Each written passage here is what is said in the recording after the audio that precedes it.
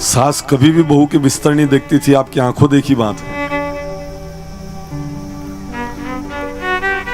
How जी मारा बिस्तर नहीं देखी ले, अतरी शर्म आती थी आना जल्दी, अरे आज लेट नींद खुली, मेरी सास बिस्तर देख लेगी कि पाप लगेगा मेरे को, अतरो विचार करती थी। अबे कोई दन हसो वे तो होएगा जनदन लाड़ी सा पहला उठता है, ज्यादातर तो हाउजी पहला उठे। अपने गांव की बात नहीं, दूसरा गांव की हो, अपने यहाँ तो बहु पहला उठे। और प्रभाव इतना जमा रखा इन्होंने कि चाहे हाउजी ने मणे पावनी पड़े लाड़ी ने, नहीं तो आंख को दन तड़ तड़ तड़ तड़ करे, फाड़ वे नहीं लाइट वही तर पूरा दन तड़ तड़ करे लाड़ी सा। अपने की लाड़ी की बात नहीं कर रही हूं, दूसरा काम की हो। शर्म तो इतनी खत्म हो गई साहब, इतनी खत्म हो गई, इतनी खत्म हो गई। अच्छा सास बहू के बिस्तर आपकी आंखों देखी बात है, ये वृद्ध जीजिया बैठी हैं, पूछो इनसे, सास कभी भी बहू के बिस्तर नहीं देखती, पहले बहू उठती थी पहले। अब तो इतनी खत्म हो गई शर्म साहब, इतनी खत्म हो गई। अब तो इस रोड के ऊपर देखते होंगे पति के हंडे मोटरसाइकिल के ऊपर बैठी जावे तो असी बैठे जाने लखमा को इलाज करावन जा रही है।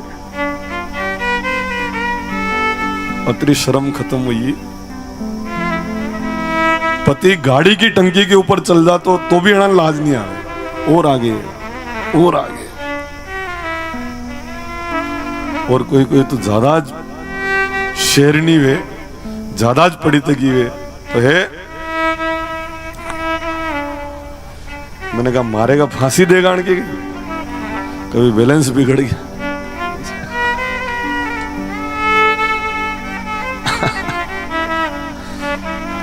ये सीता और सावित्री का देश है, ये इंग्लैंड और ब्रिटेन नहीं है।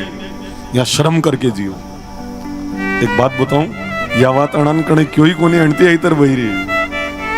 इनको कोई बोल दे ना तो ये ढंग से बैठना शुरू कर दे। नेता की सभा में बात बोल नहीं सकते इसी व्यासपीठ से। और ये पक्की बात है कि जो ये बात सुन लेगी आज के बाद आई तरह अपने पति के अंदर अंडे नहीं बैठेगा, अदबती बैठेगा, शर्मती बैठेगा। और सही बात तो यहाँ है कि इतर बैठवा वाली यहाँ है भी नहीं, या भी दूसरा काम की बात है, वो अपने यहाँ की नहीं है। अदब से बैठो, शर्म से बैठो। आपके पिताजी ने, आपके काका जी ने, आपके नाना जी ने ये संस्कार तो नहीं दिए। हमें तो आपका काका जी आई जा तो कैसा मुंह हो जाएगा, कितनी शर्म आएगी। पिताजी सामने ऐसा कोई प्रोटोकॉल थोड़ी कि आप निकलो तब पिताजी नहीं निकलेंगे, ऐसा तो कोई प्रोटोकॉल नहीं। तो थोड़ी शर्म करो, शर्म होना चाहिए, पर शर्म खत्म हो चुकी है। सुनो सिया कलयुग में धर्म भी होगा, कर्म भी होगा, लेकिन शर्म नहीं होगी। अभी शर्म नहीं है। बात बात में मात पिता को बेटा आंख दिखाएगा। आज परिलक्षित हो रहा है, शर्म धीरे धीरे कम होती चली जा रही है। क्यों कह रहे हैं ये बातें, हम कथा में थोड़ी लिखी है, इसलिए कह रहे हैं कि जब तक इनको नहीं बताएंगे तब तक सुधार कैसे होगा। यहां अवगत करवाया गया है, शर्म मौजूद रहे, सूर्योदय से पहले झाड़ा बुहारा कर ले, सास से पहले बिस्तर समेट ले, पहले उठ जावे और फिर स्नान करके स्वास्तिक बनाकर फिर वहां पर घी का दीपक संजो दे। एक दिन करती 12 महीने में ऐसा। गोवर्धन पूजन करे वंदन, दिवाली के दूसरे दिन गोवर्धन बाबूजी थे पे उस दिन जल्दी उठ जाती है, नहा भी लेती है। 12 महीना तक लक्ष्मी की कमी नहीं आवे। और रोज अगर ऐसा करो तो फिर तो आप सोचो क्या होगा, कितनी कृपा विशेष लक्ष्मी जी की हो जाएगी। झाड़ू निकाल के भी गरीबी को मिटाया जा सकता है। कोई ज्यादा गरीब हो, खूब प्रयास कर रहे हो, मेहनत कर रहे हो और फिर भी गरीबी नहीं मिट रही हो, तो उन लोगों के लिए ये विशेष झाड़ू निकालने का उपाय मैं आपको बता रहा हूं। अमावस्या के दिन नया झाड़ू लाना, उस झाड़ू से अपने मकान के चारी कोनों तक, अंतिम कोने तक जाकर झाड़ा बुहारा करके मुख्य द्वार के पास उस झाड़ू को लाकर रख देना है।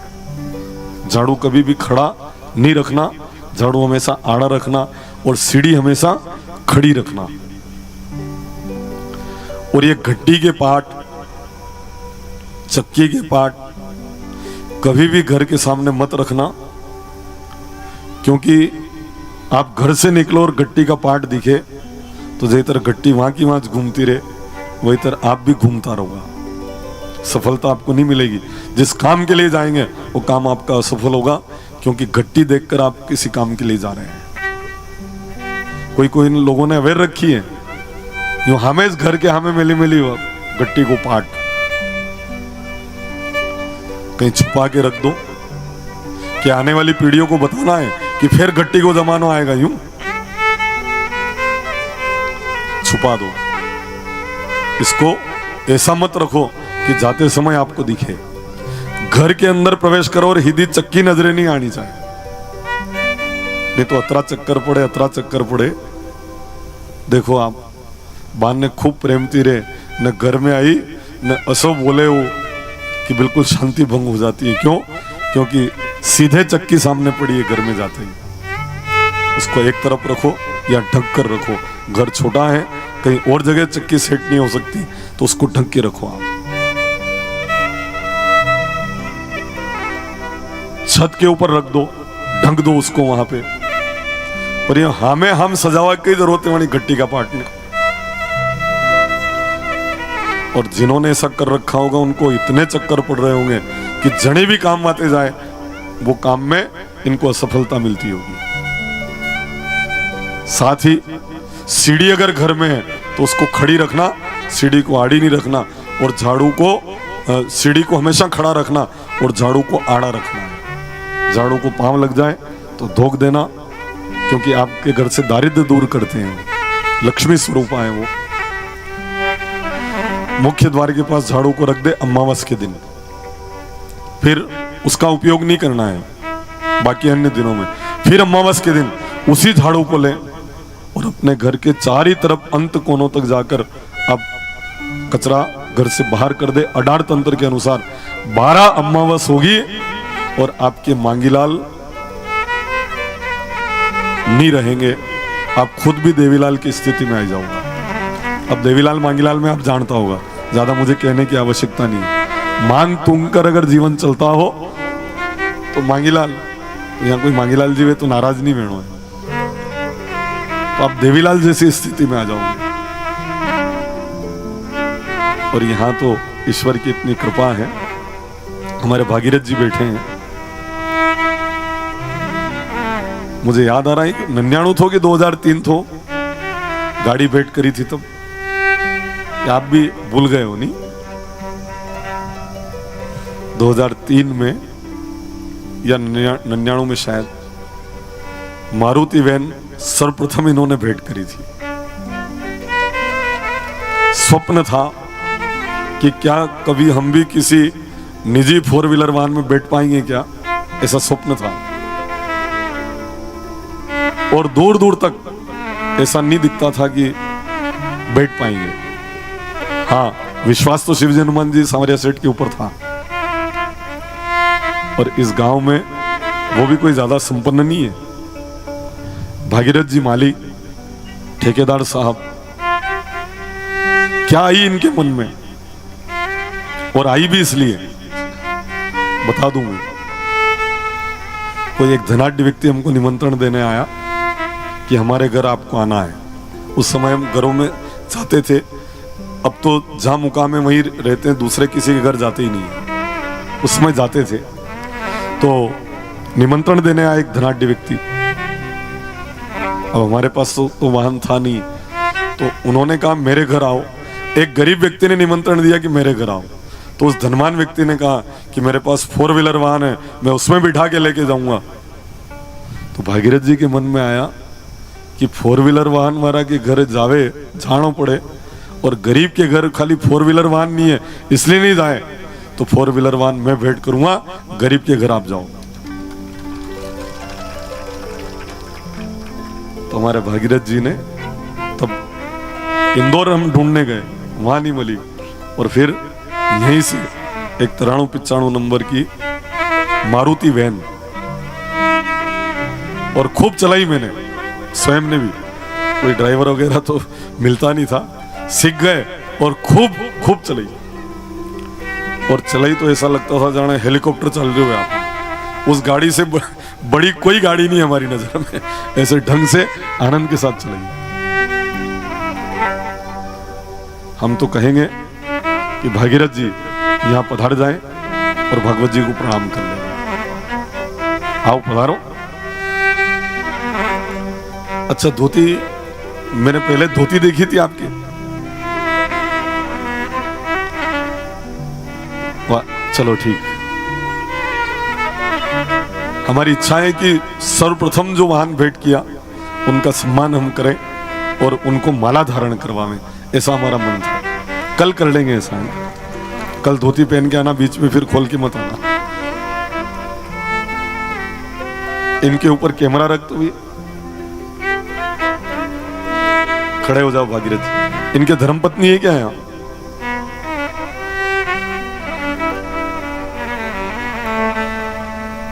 है? कहाँ है वो हमारे बहन? वो भी खड़े हो जाए।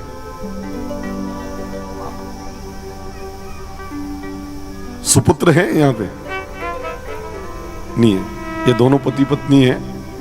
और बहना, मैं आपको भी साधुवाद ज्ञापित करता हूँ। भागीरथ जी की लाख इच्छा हो जाए कि मुझे गाड़ी भेंट करना है और मेरी वो जीजी मना कर दे, तो भागीरथ जी कैसे भेंट कर पाएंगे? परिवार में सब एक मत हो तो ये संभव है। तो उन जीजी के लिए और हमारे भागीरथ जी के लिए जोरदार करतल ध्वनि से आप सम्मान करेंगे। आशीर्वाद इस व्यासपीठ से सब दुख संताप आपके समाप्त हो जावे। मुझे गाड़ी भेंट करने से आशीर्वाद नहीं दे रहा हूं, मैं इसलिए दे रहा हूं कि आपके मन में चिंता हुई कि अमीर के घर महाराज जावे 4 व्हीलर वाहन होने के कारण, और महाराज गरीब के यहाँ नहीं जा पावे, तो मैं उनके वाहन की व्यवस्था, सब गरीब के यहाँ पर इनको जाना है, और तब इन्होंने ये व्यवस्था करवाई थी। वास्तव में मैं आपके माता पिता का अभिनंदन करता हूँ, वंदन करता हूँ, आपके पूरे परिवार को बहुत बहुत साधुवाद ज्ञापित करता हूँ। और मैंने तो गाड़ी पे भी इनका नाम लिखाया था, डायरेक्ट नाम नहीं लिखा सकते, तो मैंने एक सूत्र लिखा था, नर्मदे हर भागीरथी निर्मल, ऐसा नाम लिखाया था पहली गाड़ी के ऊपर। बोले गंगा मैया की जय, श्री नर्मदा मैया की जय जय। तो यहाँ कथा हमको एक संदेश दे रही है। कथा में आदेश है, आप देने वाले बने, और यहाँ तो देने वाले हैं।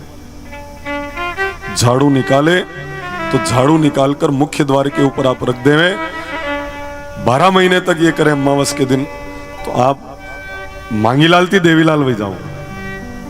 और यहाँ तो वैसे ही देवीलाल है। आपकी मांग मांग कर कुछ जो काम चलता है ना, ये काम आपको मांग कर नहीं चलाना पड़ेगा, आपकी अर्थव्यवस्था सुधर जाएगी, ये काम आप कर ले गए। झाड़ू निकाल कर भी गरीबी को मिटाया जा सकता है। फिर आगे ऐसा वर्णन मिलता है कि अपनी रोड़ी अपनी भूमि में होना चाहिए। जिसकी रोड़ी सरकारी भूमि में है, अतिक्रमण के लिए है, 2 साल को धान बेरो नहीं बेचना। आप बोले देखना या यूं गिन के देखना, जिनकी रोड़ी अपनी भूमि में बहुत संपन्न है और जिनकी रोड़ी सरकारी भूमि में है, वहां की अर्थव्यवस्था बहुत नाजुक है, फाका कशी में है, 2 साल को धान बेरो नहीं बेचना। अभी आप उंगली के ऊपर गिन कर, और हमारे वणके भी रोड़ी, वणके भी रोड़ी, अरे बिल्कुल सही बात है। लक्ष्मी अपनी भूमि में होना चाहिए। रोड़ी क्यों नोचते हैं? इसीलिए नोचते हैं क्योंकि वो लक्ष्मी है। फिर भी अगर रोड़ी को लक्ष्मी नहीं मानो तो जनी खेत में रोड़ी वखेरी तकी वे वणीज में अम्बल कहां आवा? बताओ। अगर आप नहीं मानो कि रोड़ी लक्ष्मी है, तो फिर जिस खेत में रोड़ी वखेरी तकी वे वन में ऊँटी की लसन काम आवा। महंगा बीज है, उत्पादन अच्छा चाहिए आपको। अफीम लाइसेंस अगर आपके पास है, बोते हैं तो जहाँ रोड़ी वखेरी तकी वे वहां जवाओ कि दूसरी जगह क्यों भी वाई दो आप। अब लक्ष्मी है इसलिए कृपा होगी, वहीं पर बोना है जहां पर लक्ष्मी जी अर्थात रोड़ी उस खेत में डाली गई है, लक्ष्मी जी की कृपा वहां पर बरसेगी। रासायनिक खाद 1 वर्ष और रोड़ी का जो खाद है वो 5, 7, 10 वर्ष तक आपके खेत में उपजाऊ क्षमता को बढ़ाता है। इसीलिए हम किसान लोग रोड़ी के पास दीपावली के दिन दीपक जलाते हैं और विवाह के समय रोड़ी इसीलिए नोचते हैं कि लक्ष्मी जी अपने घर आए तो अन्न और धन की कमी नहीं रहे। हाँ 2 जीजा के समझ में आएगी, बाकी ताली नहीं बजावनी, कहाँ के रोमिंग कटी रही है अपनी। अब तो इतने विचार में पड़ जाते हो कि भूल ही जाते हो। बोले श्री सदगुरुदेव की जय। कर्मा माता दाल खांड कर खिचड़ा बनाकर भगवान को साक्षात प्राप्त कर गई है। अब दाल खांडने में जीव मरते हैं तो कर्मा ने तो दाल खांड कर ही भगवान को रिझा लिया ना। आपने सुना होगा कर्मा का वो प्रसंग। तो थाली भरी ने लाई रे खींचड़ो, ऊपर घी की वाट की, जी मोहरा शाम धनी जिमावे बेटी जाट की। थाली भरी ने लाई रे खींचड़ो, ऊपर घी की वाट की, जी हमारा शाम धनी जिमावे बेटी जाट की। अरे जी मोरे मारा शाम धनी जिमावे बेटे जाट की।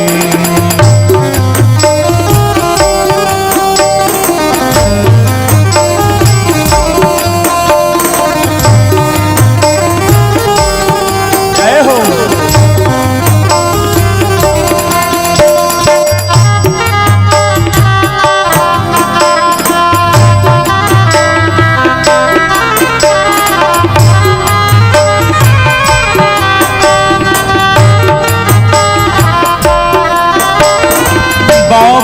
मारो गाँव गयो है ना जाने कद आवे गो। बाबो मारो गाँव गयो है ना जाने कद आवे लो। उनके भरोसे बैठो रहो तो भूखो ही रह जावे लो। उनके भरोसे बैठो रहो तो भूखो ही रह जावे लो। आज जमाओ तन रे खींचड़ो, आज जमाओ तन रे खींचड़ो, काल रावड़ी छाछ की। जीवो मारा शाम धनी जिमावे बेटे जाट की, जिमावे बेटे जाट की। बार बार मंदिर में चढ़ती, बार बार पट खोलती, बार बार मंदिर में जुड़ती, बार बार में खोलती। कैया क्यों नी जी मोरे मोहन करड़ी करड़ी बोलती। कैया क्यों नी जी मोरे मोहन करड़ी करड़ी बोलती। तू जी में तो जद में जी तुझी में तू जग में जीमो, मानो ना कोई लाट की। जीमो मारा शानिया जमावे बेटे जाट की, जिमावे बेटे जाट की।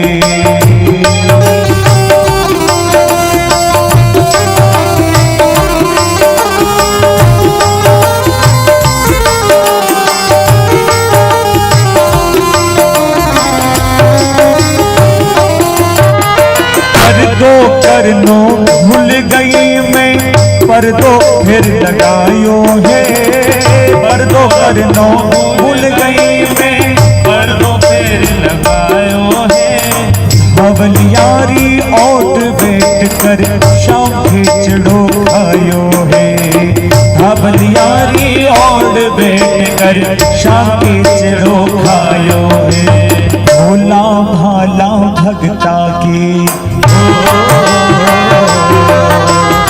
भोला भाला भगता के सवैया कैया आट की। जीम मारा सावरिया जिमावे बेटी जाट की। जिमावे बेटी जाट की। भक्ति हो तो कर्मा जैसी सावरियो घर आवे गो। भक्ति हो तो कर्मा जैसी सावरियो घर आवे लो। सोहन लाल लोहाकर थारो हर्ष हर्ष गुण गावे लो। सोहन लाल लोहारे थारो हर्ष हर्ष गुण गावे लो। साचो प्रेम प्रभु से हो तो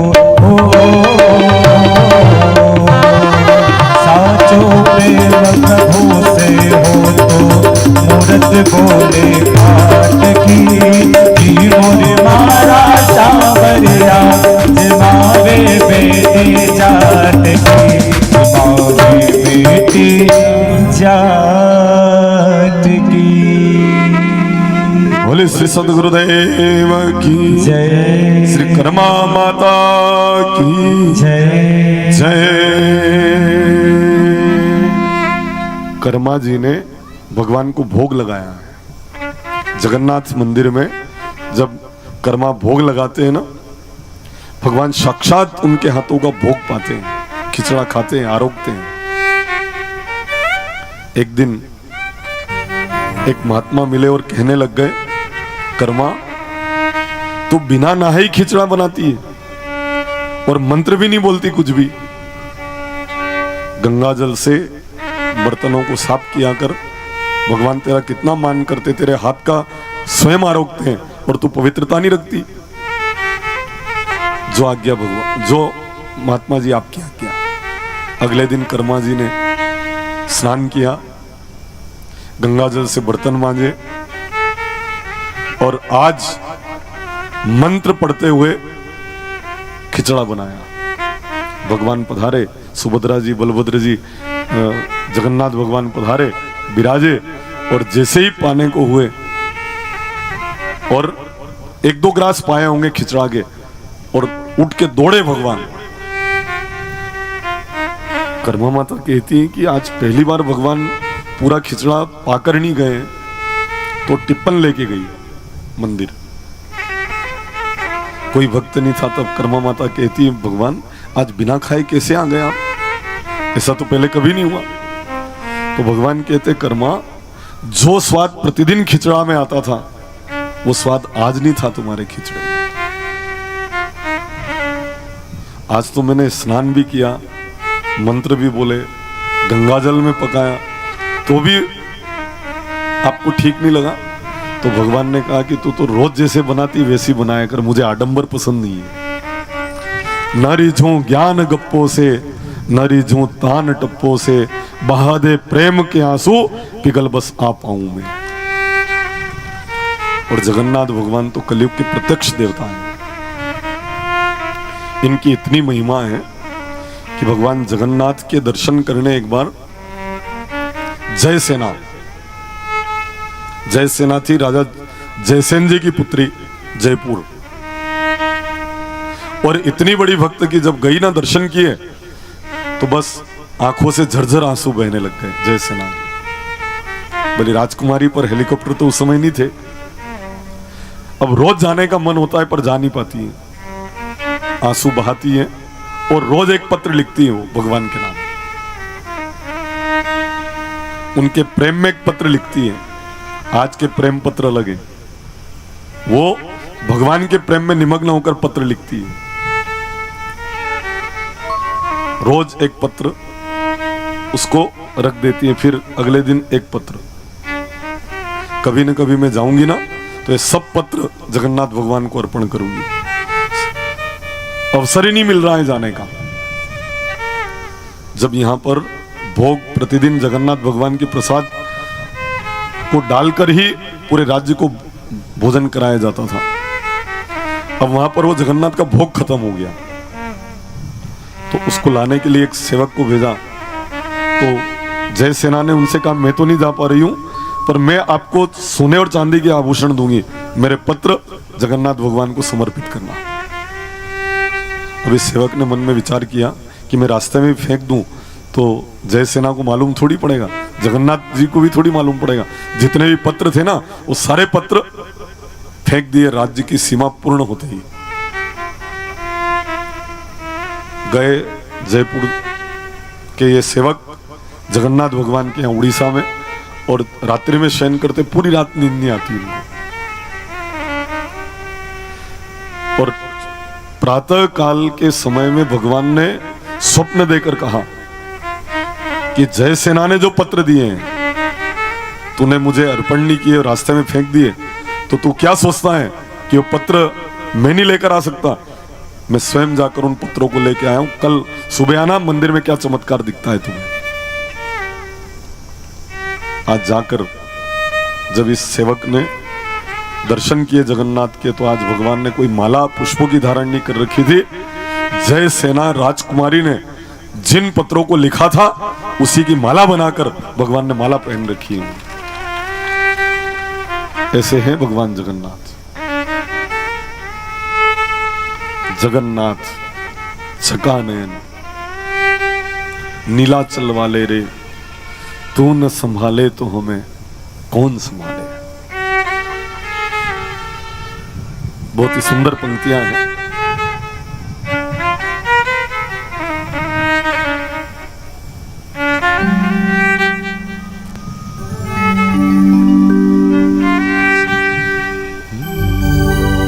श्री हरि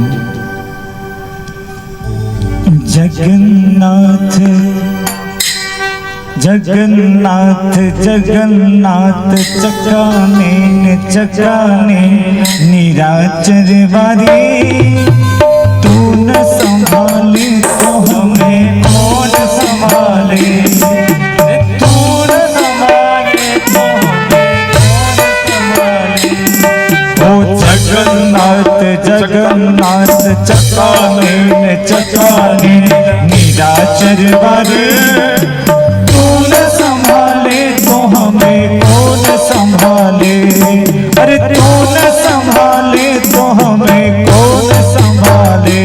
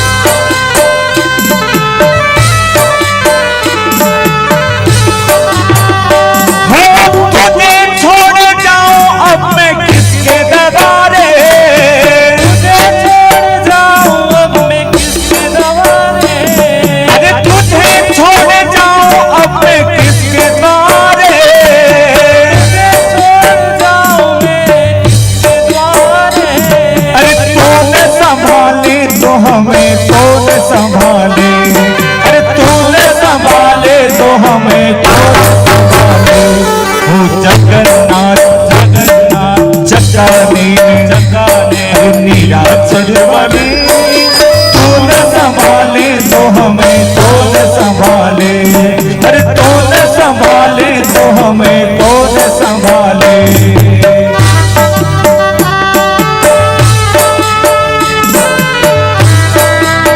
जगन्नाथ भगवान की जय हो।